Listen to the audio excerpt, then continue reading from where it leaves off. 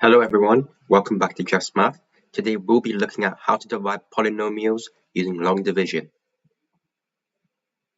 First, divide 3x cubed and x, giving 3x squared. Now that will be the quotient, and you subtract the exponents 3 minus 1, which is 2.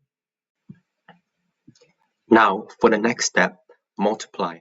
Put brackets around your answer and place a minus sign in front because you're subtracting the entire expression.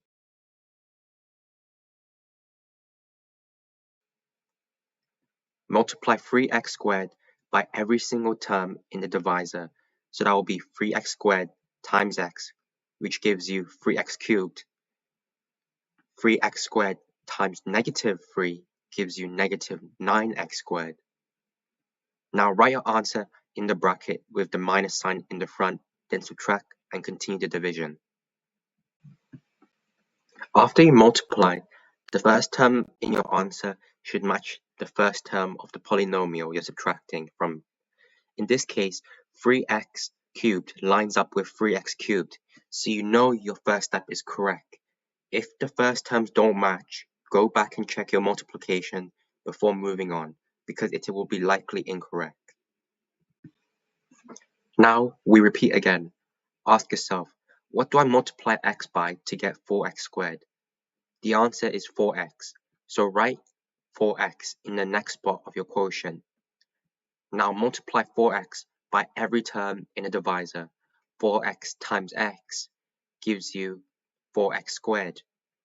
4x times negative 3 gives you negative 12x.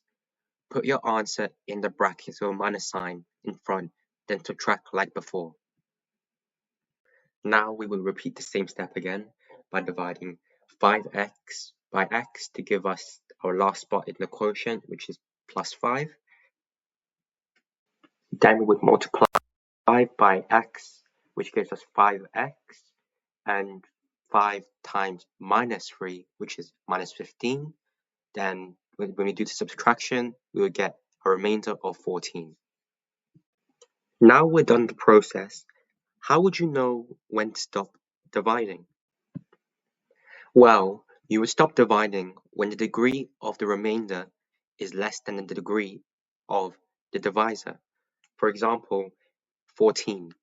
14 is less than the degree of the divisor, which is x minus 3, or the highest degree is 1. So we wouldn't stop at 5x minus 1 because it's not less than the divisor's degree. We'd only stop dividing when the degree of the remainder is less than the degree of the divisor. So a lot of teachers would not just accept this answer like this. Usually they would want you to write it in a form such as divisor form. There's two forms, but I'm going to show you divisor form. And divisor form is just a way of writing your answer when there's a remainder.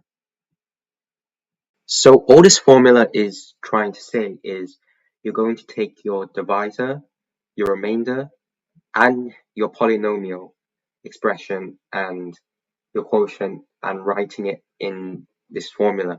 So first you will write x minus 3, which has our divisor. Then we'll write our quotient, then our remainder, then our polynomial.